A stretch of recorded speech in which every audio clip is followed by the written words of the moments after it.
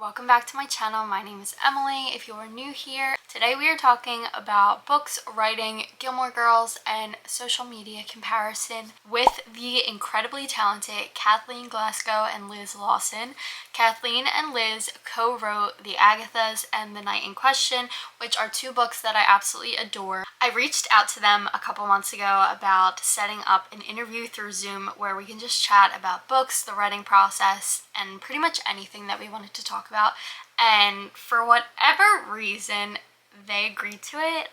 So I just did an interview with the both of them where we talked about their writing process, how it was writing a book together, the idea of writer's block and how that shows up differently for everyone. We talked about writing rituals. We talked about comparison through social media and the way that TikTok really has helped but also hindered the book community and the writing community.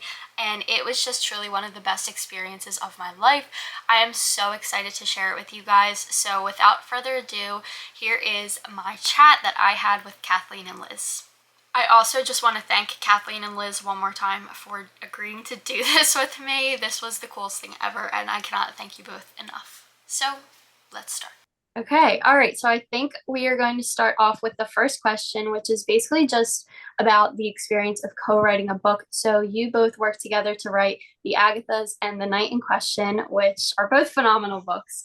So if you guys could just tell me a little bit about the experience of writing together, like how did you decide who wrote what parts, what was easy about it, what was hard about it, whatever you want to share about the process. Well, Liz blackmailed me into writing it, and I knew at that moment that she would be the perfect person to co-write a mystery with. I did not blackmail you, Kathleen. I simply just told my agent about something I was writing, which is what writers do. Kathleen and I started writing the Agathas right at the beginning of COVID, pretty much. It was inspired by our desire not to write anything sad in that moment. Wait, but I was writing something sad. Remember, I was supposed to be writing that other book, and I was having a lot of problems with it. And then, because it was just so sad outside of that book, too. Yes, so we started chatting mostly on social media about how it would be fun to write something that isn't sad together. And it kind of just grew from there. We decided doing dual POV would be the best option just because, well, A, we're across the country from each other. So like writing from one perspective, I think would be very challenging if you're not in the same room. And B, I have no idea how to do that, honestly. I know authors do it and obviously screenwriters do it all the time. They have big writers' rooms. But I personally, I don't know how to do that. So we decided to split it up into dual POV, which I think worked very well. We came up with our two characters. We both wrote up character bios for them so we could get an idea of what each other's character was like. And then I wrote the first chapter. Now, speaking of... Oh, go ahead, sorry. I'm going to backtrack like a little. So Liz and I met because we have the same editor. Yes. Oh, interesting. And Liz's debut novel, The Lucky Ones, had just come out when everything shut down. And I had read that book and I loved it. It's a beautiful book about the aftermath of the school shooting. And it's just very poignant and a really brave book. And I loved it. And so we became friends and we chatted, we met up and stuff like that. And we just had the same sense of humor and both super anxious and whatever. So we got along really well. We don't now because we've written two books together. Mm-hmm. Now we hate each other. So, I love the sense of humor here. And so we're not joking. Her book had come out and everything shut down, rightly so. But for a debut author, when your publishing house had plans for you, right, Liz? It was a bummer, let's say. Like The Lucky Ones was a Kirkus Best Book of the Year. And that's a really hard thing to get. And, it was loved. It got great reviews, but nothing. They were staying home. They weren't going out. There was no tour. And the world was really sad and everyone was panicked. And so were we. And we like Liz said, we chatted on social media. And we just wanted to do something like keep writing. And I didn't want to write my sad book that I was supposed to be completing. And Liz is a huge mystery fan. I am. She knows all the ins and outs of writing a mystery. And she said, "What if we just wrote something together, like every day, just to like keep writing, make things not so sad? And what if we wrote something that you and I, sad book writers, no one would expect, like a mystery that's kind of fun and has a friendship at its core from like us, right?" And we're like, "Oh yeah, we thought that would be fun, right?" And, you know, and Liz knew how to like do a mystery. We made a spreadsheet and we plotted it out, and we had a lot of fun because I like true crime, so a lot of elements in there, crime wise, are from like real true life stories. And we had like so much fun just trading chapters like every day. And that kept us, like, in a writerly sense, that kept us like on task. So we said they had to be very short chapters, less than 10 pages. She would write Alice's point of view and then send it to me, and then the next morning I would write Iris's point of view and send it back to her. Now, And I, was like Liz said, I think that would be, I don't know that I could write from one perspective with another person, because I think that would be really yeah. hard. And I Yeah. think that you have to find someone whose writing style kind of matches your own in terms of prose, because otherwise you're going to have this one perspective. You really have to. You probably have to work a million times harder than technically Liz and I did writing to a field to get the voices right, have everything. But she did blackmail. I did by doing what I'm supposed to do. I blackmailed her.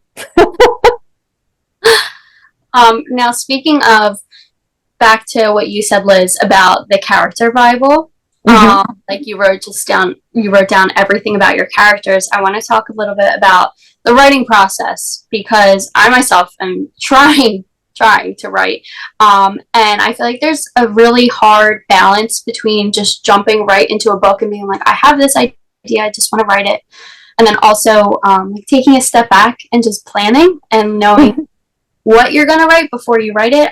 So I just wanted to know, like, both of you, what your processes were. Like, if you're someone who needs to plan everything out. Obviously, with a mystery, you kind of do have to plan everything out so you know how it's going to fall into place and the pieces will fall together. But just in general, like, what the writing process looks like for you both. Well, I'm revising my next solo book right now, which is a mystery, and I sort of planned it, but like not really. I knew who the person was who did it, and I knew sort of how I was going to get there. And then I wrote a bunch, and then I realized my second act was ridiculous and terrible, so I rewrote the entire second act. I I have found I've tried doing it both ways. With The Lucky Ones, my first book, I really was just like writing by the seat of my pants. Like I remember getting to where I was like, I think it's almost finished. Like, what should the last chapter be? I don't even know. And then it changed a lot and grew a lot in revision. And then I've tried literally plotting out chapter by chapter. And that really did not work well for me. So I found sort of like an in between where I have like a general idea and like certain threads that I know I want in there. So I can get from the beginning to the end, but like I like to sort of like feel it out as I go too. So I guess I'm kind of in between planning and pantsing. But I always need to know the voice of my character before I start anything. Like I have to write at least a few chapters before I can even tell if the idea is like viable. We had a lot of notes for the Agathas and the Night in Question. So we did consult like the spreadsheet so we would know what should be happening. We did, and then we rewrote the whole second act. Yeah, and so because that happened. Yeah, the second act is like, oof, it's hard. You realize something, or your editor tells you. Yeah, mostly that. Which is nice. And that was the first time that I had worked that way with something like so clearly, like on the page, like a roadmap of going from chapter to chapter. And we did have bios for our characters. So we had like notes and things like written down in like documents. And I feel like that's probably pretty important for like a mystery or a thriller, especially to have that. Although we have some writer friends who've gone so far as to do like horoscopes, like the whole astrological chart for their characters, and then what is it that Dante? The Enneagram. Yeah, for each character. Yeah. Wow. That's a lot. Like I don't know Yeah. that I could go. No. I don't do anything like that for my solo books, and I don't know that I could go No. like that far. But people do. I think you have to find like what works for you as a writer, like what Yeah. is writing, and you're being productive, and it seems like it's aiding in your actual writing process. Like I think you figure that out as you go along. But I also think that for you, Emily, like that process also changes slightly for every book because every book is different and requires like different things from you. Yeah. I also know that there are, and I think that like eventually I'd like to get to the spot where, and Kathleen, this isn't like what you do, right? You have like full, like, I'm trying to think in pages since Kathleen thinks in pages and not word count. You have like full like 350 page books when you turn in your first draft, right? Because I know that there are authors who really like fast draft that first draft, and like it's pretty short and it's almost like a zero draft where you're kind of like, it's a glorified outline essentially. And I really think that that would work well for me because I do find that revision is where I really start like getting into the rhythm of the story and like understanding my characters better and like getting to the heart of what is going on. But I always get tripped up in the first draft. I overthink it. I think Liz is like, she's right. I think revision is really where you find things that you hadn't noticed on the surface before. Like I think that some of the writing process is subconscious, like things are like percolating and you're not really aware of, and you only see those in revision, like what maybe the real idea is behind the book or like a character's real motivation. And I know that a lot of people, you see all those TikTok videos where people are like, I turned in my shitty first draft. And I'm like, it's not shitty. It has so much promise. And also you finish like a first draft and you have so much to work with then. And a lot is going to go away, but you're going to build back up the stuff that's strong enough to stay. And I feel like people should give themselves more credit for just doing an entire first draft. Yeah. I think that's 50% of the writing battle when you're writing a novel. More than that. Well, for me, it's like 80%. I swear to God, getting that first draft out is like. And I don't word count. I'm always like, what the? I just go by pages because I'm like, you should have like at least 300 to 350 pages. But what if you're writing in like 100 font? I don't understand that either. Like Liz writes like single spaced. I do, yeah. I also really like college line notebooks and not wide spaced. I hate wide spaced notebooks. Single spaced. They're disgusting. They're disgusting. So yeah, I do write single spaced when I'm drafting. Emily, what is your writing process right now? So I've gone back and forth quite a lot with mine, as you both have. So I originally started off writing and I was like, let's just jump right into it. I just want to write this because I was so excited and I had that like thrill of like, wow, I have an idea and I just want to get this on paper and like write it. And as I was writing, I was realizing, okay, I don't really know what I'm talking about. Like, I feel like there's so much that I haven't discovered, like, about my character's motives and stuff like that. And I just really needed to, like, step back from it and figure out the wants, desires, goals of, like, my characters and everything. So I definitely took more of, like, I'm taking more of an approach, like you both said, kind of like a mixture. Because I found that just, like, writing and just going with it isn't something that really works for me because one, it just doesn't work, and two, I tend to go back and edit the same chapter a million times and I'll never get a draft done doing it that way. Mm-hmm. So I figured just plan out as much as I can with an outline and base it loosely off of the outline, and that's kind of where I am right now. I think that's a good place to be because then every day when you sit down to write, you have like a boundary and a focus. And I think that for some writers, that's like super important because you're like, okay, this is what I'm writing today, and you like, I'm not. You don't go back and Yes. revise what came before. Yes. You're just working on that, and then when that's done, then you're done for the day. You don't have to go back and revise more. You don't have to keep writing if you want to. Just do that one little thing like a task, and I think that works for. I think that works for a lot of people. And Yeah. I do that in like later when it really gets down to like that draft where I know that it's before like it's gonna go to copy edits. Like I have a sheet of like notes of things that I have to like work on in that draft for the editor, and I make sure that they're done, and then I go back and I like pretty up some sentences and things like that, and make like some things sing on the page. And you always have time to do that. Like you don't have to do everything all at once. I think it's good to just have like little.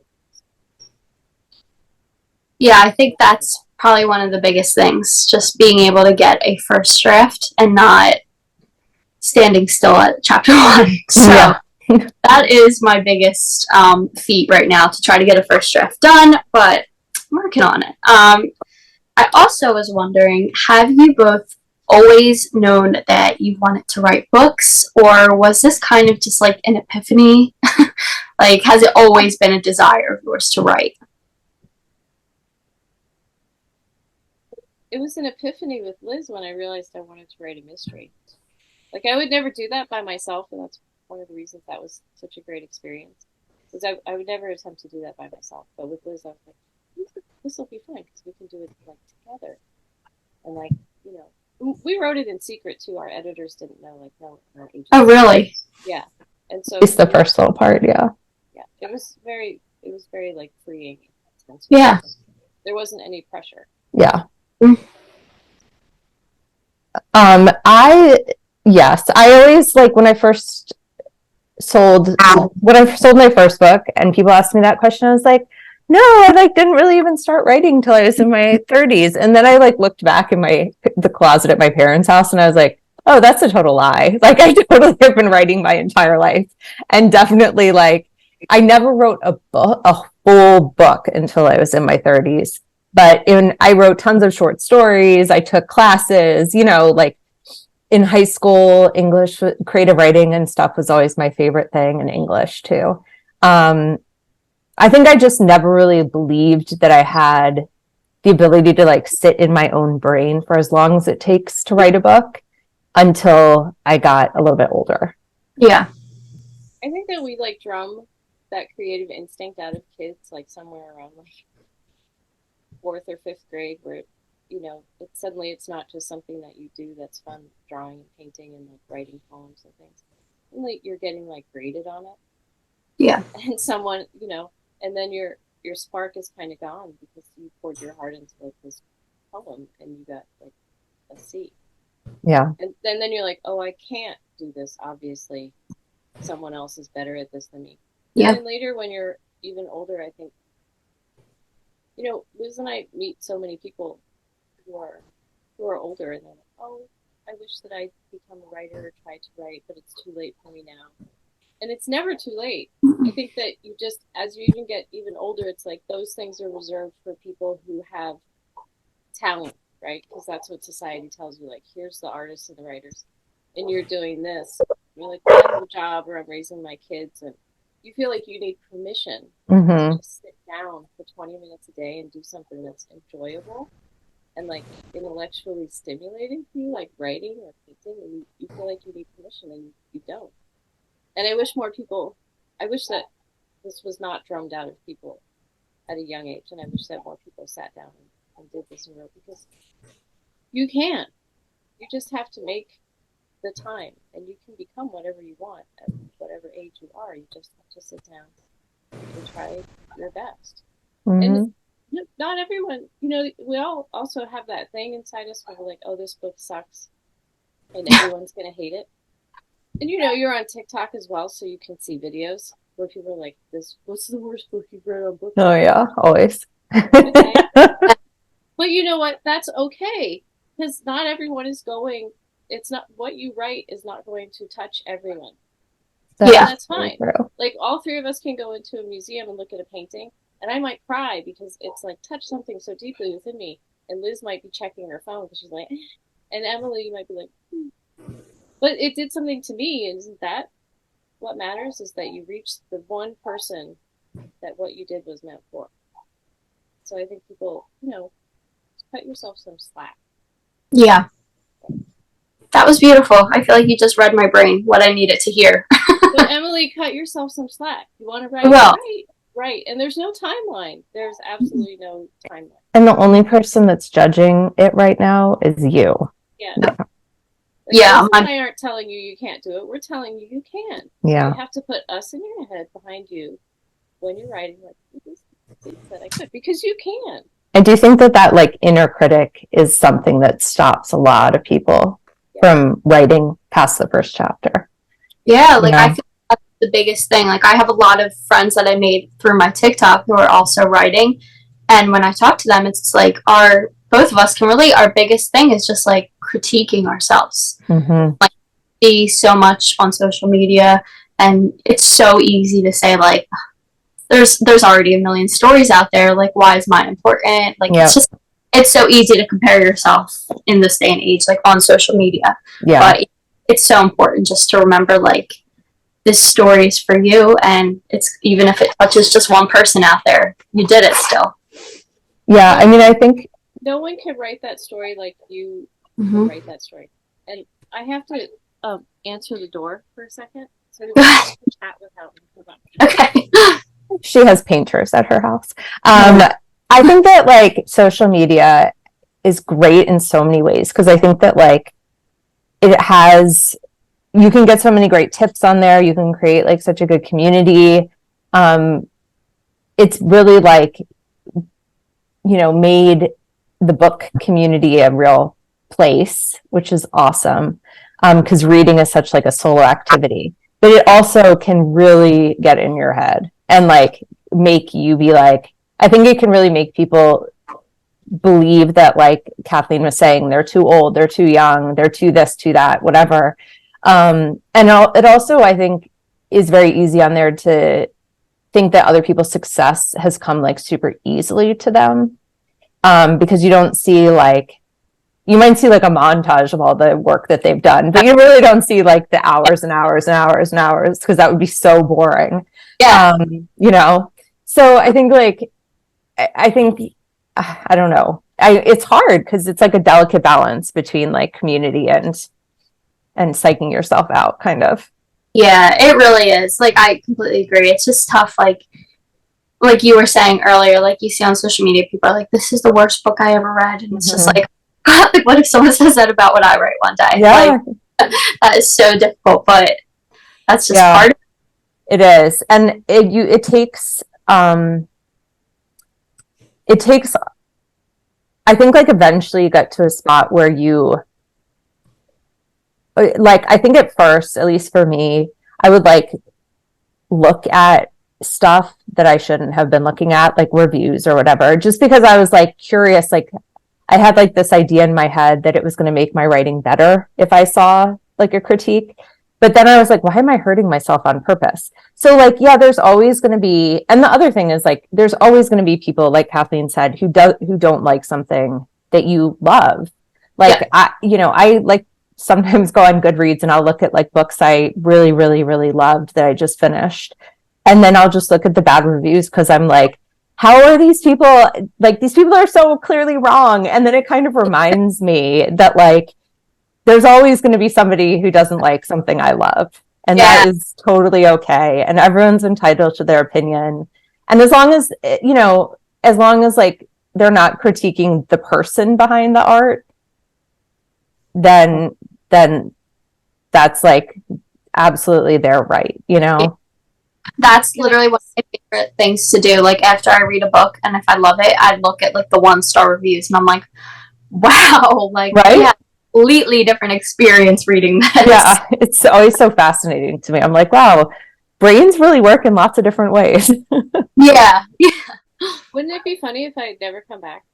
Like, what kind of mystery would that be? That would be the mystery of the house painter, the mystery of the missing author, and then the house painters would be top of the list. That's the book. What happened? Where did she go? Okay. The question I want to ask is a little bit deep. If you could sit down with the version of you who is writing your very first full length book, what is the biggest piece of advice that you would tell them? I feel like we've very much touched on this, but if you had to pick one thing, what's the biggest piece of advice? This is only the beginning. I think I would be like, this is only the beginning. There's there's even more after this. This is not. I like that. I guess I would say that. I like that. I think I would say something along the lines of like, be careful, like always changing the goalposts. Like, don't like be pleased with, because I was at first, like I was like, oh my gosh, I finished a whole book, and then like, oh my gosh, I got an agent, and then it's so easy to go from there and like blast into like another world and be like, yeah, but I didn't get a movie deal and Reese Witherspoon didn't pick me, you know, and it's like, then you're just like literally looking at all the things that you don't have instead of the things that you do. And like, I think that like it's really particularly difficult when you're a debut author to like not do that to yourself. And if I could go back and just be like, you don't have to like go on Twitter all the time and look at everybody else's accomplishments, yeah, and like make yourself feel bad by comparing yourself, you know, like it will still be okay, you know. I think that it's so hard to, like if I had to give writers working on their first novel like advice, it would be, while you're writing, if you can, really limit your social media, because the only thing that matters in that moment is the book that you're writing, and you need to write that book. And if you're on social media, then things get beyond that book that you're writing, and suddenly you're thinking about, oh, I have to get an agent, and then it'll go on Sub. Everyone's saying this thing called Sub, and then I hope someone will buy it, and then you're, all these other things start encroaching and like keeping you from doing the thing that you're supposed to be doing, which is finishing that book. Yeah. Because you keep thinking of all the things that will happen hopefully after you finish that book. Yeah. And it's like, just concentrate on the one thing. And there's always going to be people out there who, they seem like they have a lot. And then you're going to be like, why don't I have that? It's like, you will have things. Everybody's like arc is different. Yeah. So try not to let that like stop you from doing what it is that you do. Yeah. I like that. I feel like a big thing is like celebrating each step and each small thing, because to you a year ago, that small thing is a big thing probably. Absolutely. Like, and just starting a book is a huge thing to me. So, like, I couldn't even imagine starting a book. Yeah. So I feel like you lose sight, like what you were saying, Liz, you lose sight of like what the original goal was. And like, it's so easy to just keep being like, okay, I did this, but like there's 10 other things I should be doing and I should have accomplished. So like, that's not really that big of a deal. And it's so easy, especially with social media, to get into that mindset. Mm-hmm. So that's great advice, just to celebrate the small things and like realize that you're somewhere where you weren't a year ago. So yeah, I like it a lot. Yeah. And I feel like a platform like TikTok particularly, which is like I said when Kathleen was not getting murdered, luckily, I think there are so many great things about it, but it also, the reason like I've really backed away from it is because I started in my brain, I was like playing the lottery. I was like, if I just have one video go viral, it will like change my whole life and da da da da da. You know, it is, that algorithm thing can really mess with the brain. And especially, right? And especially now that there are people who haven't even written a book. Like I just bought the, what is it called? Assistant to the Villain or whatever. That was like a huge viral TikTok thing. And she got like the book deal because of her TikTok videos. And that's so cool that can happen now. Yeah. But it also like makes everyone chase that, right? Yeah. So it's a weird, it's like a really transitional time we're in right now. Yeah, it's so weird because a lot of the times it is literally just the lottery. Like it is literally just luck. And like I've been in that same boat where I'm like, I just need this video to blow up. I just need that one video. And like it's happened. Like I've had like a couple videos do really well and I'm like, okay, like Yeah. I should like it. I feel like it's important to not set your goals so much on like social media wise, like numbers and stuff like Right. that.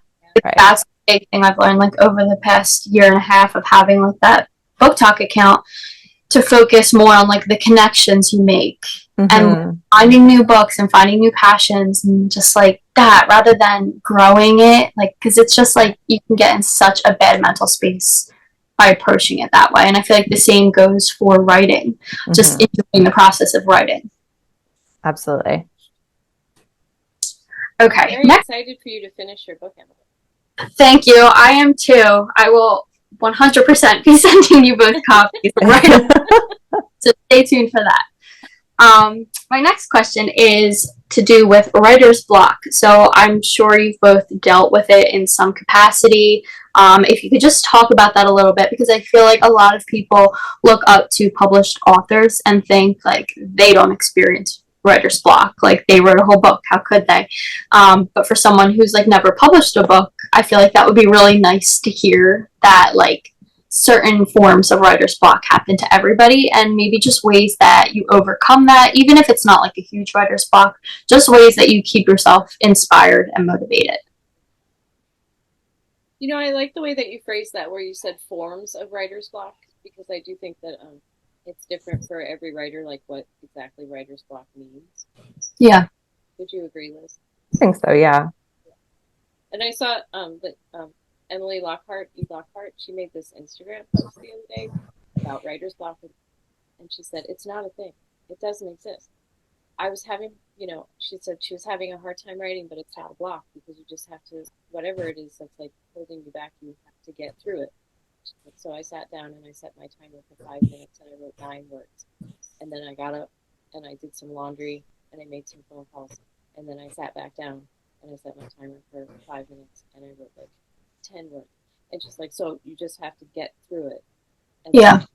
Like that ease of writing will come back to you when it's like ready to.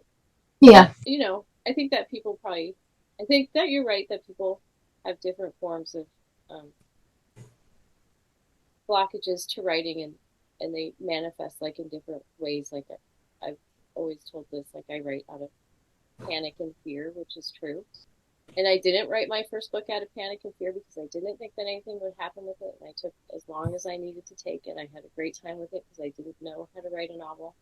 And I didn't have anyone looking over my shoulder because no one knew. And I will never have that, like, again.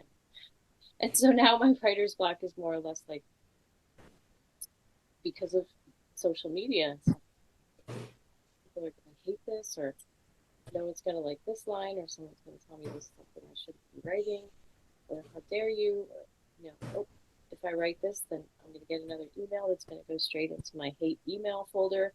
And so, and I have to really just be like, I just force myself to get through it. And Liz and I have a little trick that we do. Having problems. What is it that we do, Liz? We send each other the word slap, and then we have to send each other a picture, a GIF of people slapping each other. So we'll do that like many times a day when we're drafting. That's like, fun. Okay. And we made this deal like right now because we both have deadlines for new books, and they were sort of near each other. And because we have the same editor, I was like, okay, why don't we just make it a race between each other, and we'll both turn them in on your deadline, Liz, and really freak our editor out. We should send them to her in one email too. I don't think so. You could be like, also, I'm attaching Kathleen's book. She would be like, what? Oh my God. I think Julie, more than anyone, her Kathleen's agent, would be like, what is happening? So, and so if you have like, some days you don't want to write, but you have to at a certain point. You're like, well, I have this deadline now. Most of the time. No, I'm just kidding. Because, you have to, you need to get paid. Yeah. At some point, it becomes a business, and so that's a whole other conversation to have about that sort of like fear. But you have to figure out ways to get through it. And if you're like Emily Lockhart and it's like setting a timer and writing 9 books at a time, then if that's working for you, then you should do that. Yeah. Or like pretending to slap your friend. Mm-hmm. Yeah. Either or. Pretending. What's your advice? I really like that what Emily said about the timer. I think that's a really great idea. And like not being like, I'm going to write this many words during this amount of time. It's just like, I'm going to sit here and write what I am able to, and then I will take a break. My writer's block. Right? Like she didn't 5 minutes, for that's like great. 20, she's like 5 minutes. And then she's like, I got up, I did some laundry, made a phone call, and then I like it. And I was like, huh. Like I thought that was actually really good advice. Yeah. My writer's block doesn't usually take the form of like what you think of when you think of writer's block, where it's like you just literally cannot write anything. It's usually like I will have days, and I've texted Kathleen about this before, where I just feel like I have forgotten how to write. Like I will be writing sentences and I'm like, this is a horrible sentence. Like, what is happening with this sentence? And then I just kind of have to like push through and be like, the thing that helps me is being like, I can come back and change this, right? I'm revising a book right now, and I'm just the whole time thinking to myself, wow, my editor probably thinks I'm a horrible writer because some of these lines are like trash, but you know what? I can change it. And that's what she knows, and that's what I am trying to keep in mind too.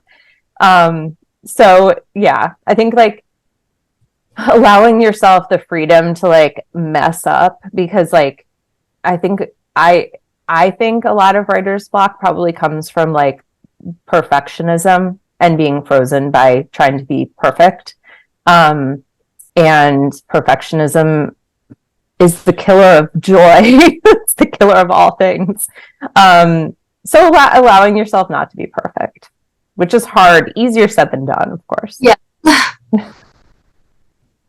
Okay. My next question I have is, do either of you have any writing rituals, superstitions, or anything funny of that sort? Like for me personally, I have a t-shirt that I wear when I write, which is the weirdest thing ever, but it's a Gilmore Girls t-shirt that's designed in the Taylor Swift Eras Tour. Like it's like, you know, like the logo for the Eras Tour, but instead of Taylor's face, it's all the characters from the Gilmore Girls.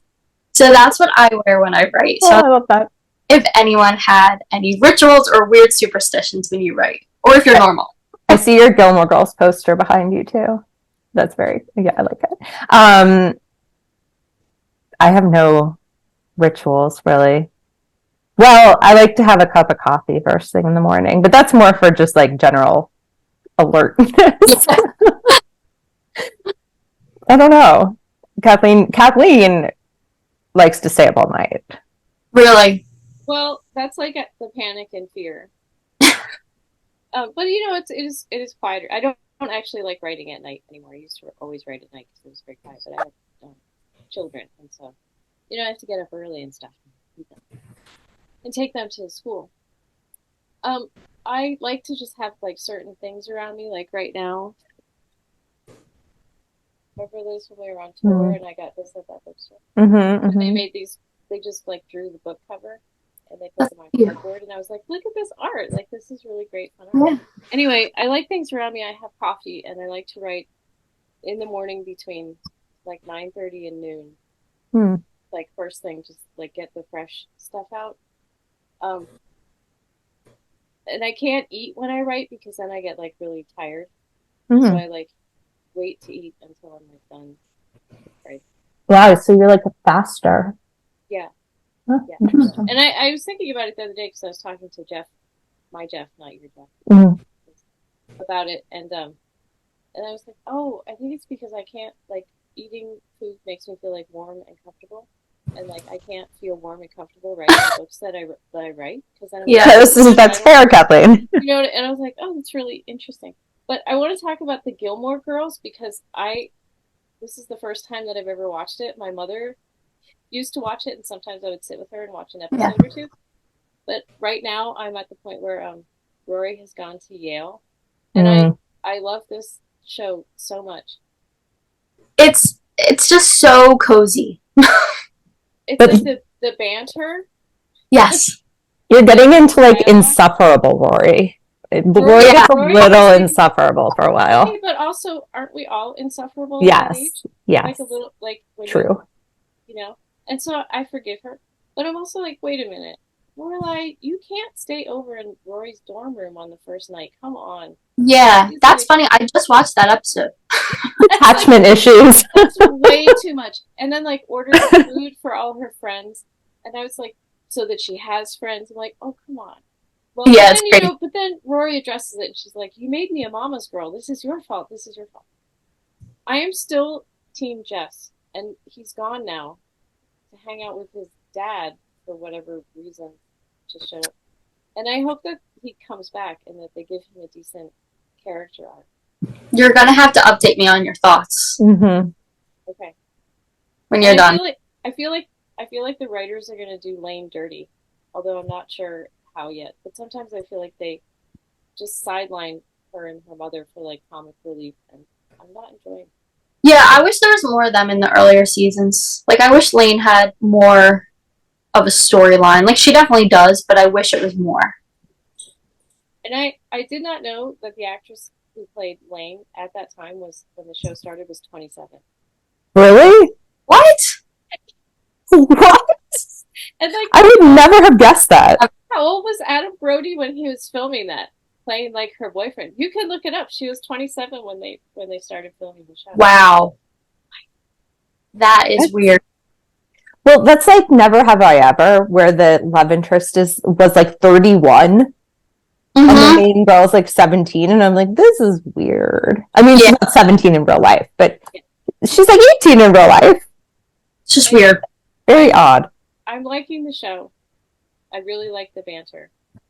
And I think that some of the relationship dynamics are really great. Now I just want to talk to you about like Gilmore Girls like all day. We can. Like Emily and Richard and like that whole dynamic thing. Is Richard cheating on Emily? Because I feel like that's going to like rear its ugly head. Like I feel like because they're growing apart. Anyway, I digress. I'm proud of you, Kathleen. I'm proud of you for not watching Grey's Anatomy again. Well, I did have that on the other day when I was doing some revisions, but it was in the background. Oh, okay. But Gilmore Girls is like when I sit down at night and watch TV shows. Yes, me too. Like I'm relaxing, unwinding. Gilmore Girls is on always. Yeah. It's just the best. And also about Rory being insufferable, because she totally is when she's in college, but she grew up being like the star of this town. No, that is true. Literally. Like, the star of the town. And I went to college and wasn't the main character there. So she's like... It's true. You gotta let her learn. But I feel like, isn't that kind of... Like, I didn't go to college in real time, but isn't that like kind of what a lot of kids experience when they were like valedictorian of their high school and then they go to a college and there's like, well, it's all valedictorian. Yeah. And they have a real like come to Jesus moment, sort of like, oh wait, I'm not the star. Like, yeah, it's a very weird transition from high school to college. Like being in high school and like I was in like the AP classes and stuff, and then you get to college and you're just like, yeah, okay. That didn't really matter. Yeah. I'm just here. Someone should write a book about that, Emily. Maybe. That's a good idea, actually. It's still a little bit fresh in my head. A little bit. All right, what is the next question? Oh, okay. My next question is, do you have a favorite character, either of you, that you have created? Or do you love them all equally? I love them all equally, but I really, I like the characters that Liz and I created together. Like, they always hold, like, a special place in my heart, because we dream them up together, and you don't get the opportunity to do that a lot of times. That is very true. I feel like Iris and Alice have, like, a really special place. Me too. And Spike. And Spike. And, and Ricky, our public defender. Oh my god, that woman's email. That was so funny. I was like, I cannot tell if she's being serious or not here. It was a great message. But I got, the Facebook message thing that you hardly ever go to? Yes. Okay. And so I went to that, and it was I sent it to Liz, and I couldn't tell if this woman was being sarcastic or not.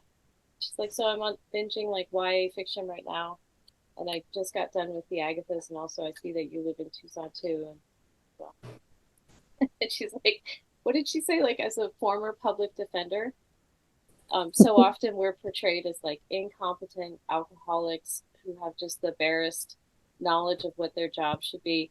And you did go there with the alcoholism with Ricky, the lawyer. but then she was kind of like, she was like very flattering, actually. Yeah, it was very. I was like, yeah, it was confusing, but it was funny. It was very funny. It was strange to her. She's like, so thank you for that. You like did all this, whatever. The alcoholism part is true though. And then she was like, signed a former public defender. And I'm like, I think it's very funny. Like, wow. Happy. So, that's like a fun thing about writing is getting messages you didn't know that you were going to get. That's funny. So, I think that I just feel like a real like affinity for the characters Liz and I created together. Yeah. You don't get to do that often in your writing. Like, we got to do it twice and create like this entire world together from the ground up. Yeah. My next question, I'm not sure if you can answer this. Are there any, well, I know you both said you were in the process of writing for a deadline, but is there anything you can share regarding books on the horizon? Mine is still sort of TBD, probably coming out spring of 25, and it's a murder mystery. 3 POVs, which, why did I do that to myself? And like, I think I don't even know what I was thinking. And they're all trying to solve the murder of their next door neighbor who happens to be their English teacher at their school. Oh, I love that. Oh, English teachers everywhere like, wait, what? Actually, what? Yeah, and one of their brothers has been in prison for the last 2 years because he was convicted, they think wrongly, of the murder. And so he's out right now on a technicality, and so they're trying to prove that he didn't do it while he's out of prison. That's very exciting. I cannot wait. Thank you. I have a solo book coming out in fall 2024 called The Glass Girl, which is about a girl named Bella who self-medicates and ends up in a rehab in the middle of the desert. So that was, you said fall 24? Yeah. Incredible. Mark my calendars. All right, I think that is it on my end for any questions. Is there anything else either of you wanted to discuss or talk about? Also, Emily, how far are you into your novel? Oh, yes, that was a great question. My writing? Yeah. So I'm measuring it by words. As most of us do, Kathleen.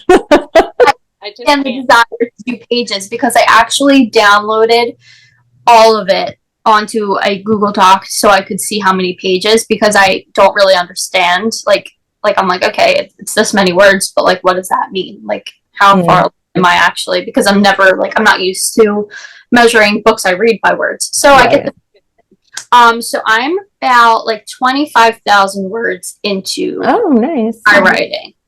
That's great. We're getting there. Yeah. Is it double spaced? It is double spaced. Yes. It doesn't matter if you go by words, Kathleen. That only matters if you go by pages.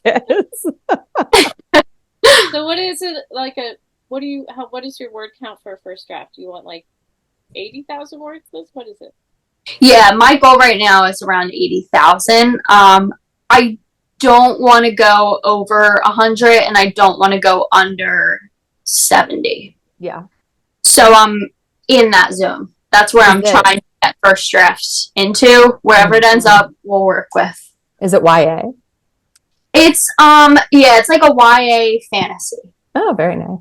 Yeah, it's fun. I like it. It's just, it's work, of course. Yeah. Well, we're behind you 100%.